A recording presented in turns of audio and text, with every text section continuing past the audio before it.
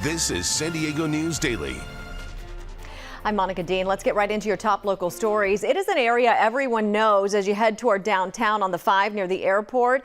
And it was the scene of a fiery wrong-way crash this morning. Things have been cleared up, but tragically, 2 people died in this accident. An investigation is now underway into what led up to that crash. NBC7's Audra Stafford has the latest. The crash happened there in the southbound lanes of the 5, leaving both drivers dead. Hours later, you can see traffic is back to normal, but for the family and friends of those victims, things will never be the same. HP on a wrong-way vehicle. Just moments after this early morning call, Southbound 5 north of Civic Center. a devastating scene unfolded along the 5 South. A blue Dodge Durango going the wrong way in the slow lane Northbound on the southbound side. slammed right into this white Honda CR-V. When our crew first arrived at the scene, the Honda was barely recognizable. The front end smashed in and the roof ripped off. Smoke was coming from the Durango. According to the CHP's incident log, it caught fire after the crash. 2 Good Samaritans tried to put it out and rescue the driver, but he was trapped inside and not responding. Both drivers died at the scene. Traffic was down to just 1 lane as investigators worked to piece together what happened and clean up the wreckage. And by the time the sun came up, everything was back open. But 2 lives were lost today, and others forever changed. The names of those drivers have not yet been released. From Bankers Hill, I'm Audra Stafford, NBC7. And this is the aftermath of a crash that left several people injured in Clairemont. Check it out. You can see a Tesla, about half of it from inside of that home after taking out the fence and the gazebo. Ring footage shows what happened leading up to all this.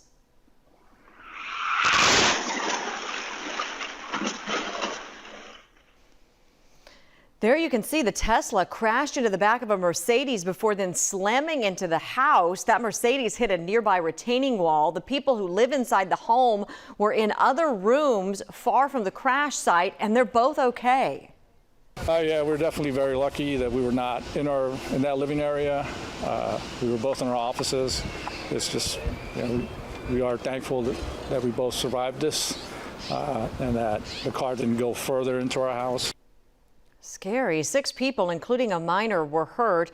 A spokesperson with the city tells NBC7 5 people were in the Tesla, while the driver was the only person in the Mercedes at the time of the crash. SDPD is handling the investigation to determine exactly what led up to this crash. As cities around San Diego County work to enforce e-bike bans and strict regulations, the county is now issuing a public health alert amid a rise in e-bike crashes and injuries to kids. Board Chair Tara Lawson-Remer made the announcement in a press release Thursday, citing the most recent annual data from 2024, which showed there were 865 ER visits and 186 hospitalizations related to e-bikes. The county is encouraging families to talk about e-bike safety and make sure they're following the laws. The county also warns some of the bikes go so fast you may actually need a motorcycle license to operate them. And as we head into the summer, there are some e-bike safety classes you can attend at local YMCAs, including one on June 27th in Carlsbad, August 8th in La Jolla, and August 22nd in Encinitas. A plan decades in the making launches next week in the South Bay. A new ferry will connect the Chula Vista waterfront with downtown San Diego. It will launch from the Safe Harbor Marina right next to the Gaylord Pacific and land on 5th Avenue there downtown. The new daily service will run several times a day starting at 8 o'clock in the morning. Tickets run about $15 a passenger. Meteorologist Brooke Martell joins us now with a look at your Friday forecast. Happy Friday, Brooke. Hey there and happy Friday. We made it to the weekend. We had a little bit of rain move through overnight and this morning, especially over the coast and the valleys, but it was on the lighter side when it comes to that accumulation.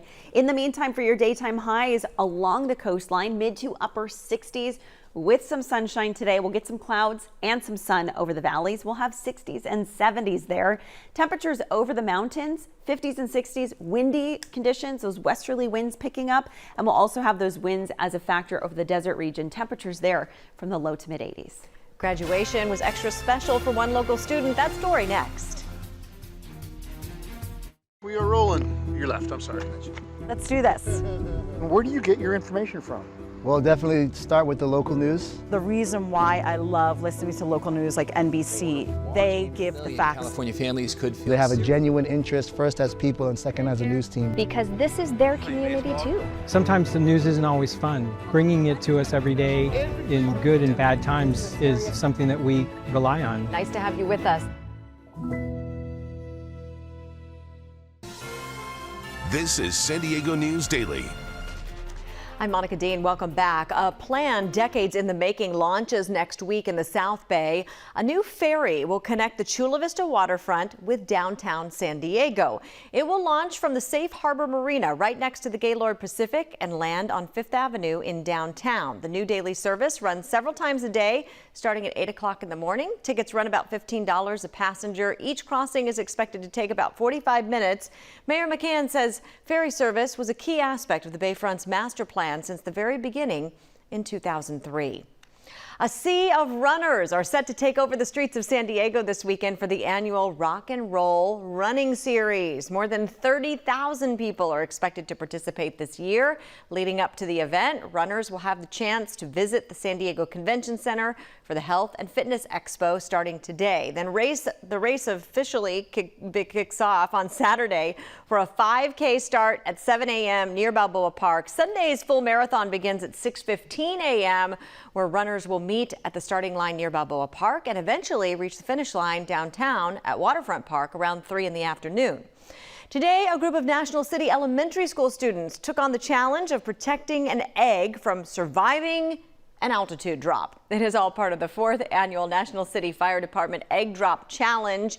It's a way to highlight the students' engineering and critical thinking skills. Here it goes. The task is for students to figure out how to protect an egg from cracking after it falls from the fire department's 5-story training tower.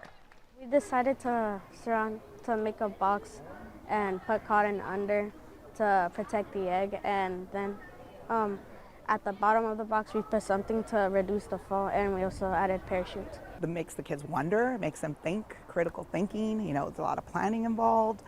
It's a lot of fun for them. It makes learning fun. It's all hands-on.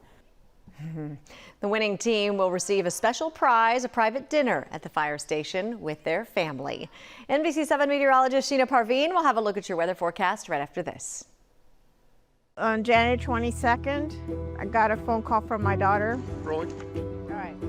She said, "Mom, the water's already waist high," and we were all scrambling. There's been 2 wildfires that have come through. We were able to watch NBC 7, and we knew that as long as they were there, we were going to be okay. We're going to be here. We're going to keep an eye on things. Because of you guys, they acted. This is the source of all of this neighborhood's problems. Everything can be so unpredictable, and we rely on this coverage. And that's a tornado warning. Here's a look at that 10-day forecast and what you can expect for the weekend. You can see those warmer temperatures even at the coastline, low to mid 70s Saturday and Sunday.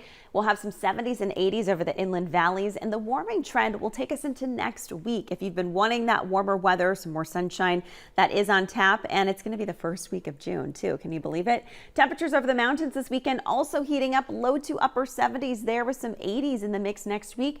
We're looking at triple-digit heat to be settling in over the desert region. Thank you, Brooke. Happy Friday to you. We're in the middle of graduation season, and at Madison High School, one student is getting special recognition for what he's overcome to earn his diploma. 17-year-old Connor Butler has cerebral palsy and has been in a wheelchair most of his life, but he has made it his mission to walk across the stage at his graduation. Check it out. Connor's mom says he's always had an independent streak, even when he was a baby. Just because he was doing things differently than someone else, than most people, didn't mean he couldn't do it. So be brave, be like me, be strong, be courageous, be willing. Because as Tim Driver says, you want it all. So great. Look at him, and way to go, Mom, too. Connor says he's now focused on deciding on a career and getting a job. Can't wait to see what he does next. More coverage you count on at NBC7.com. Thanks for watching. Have a great weekend.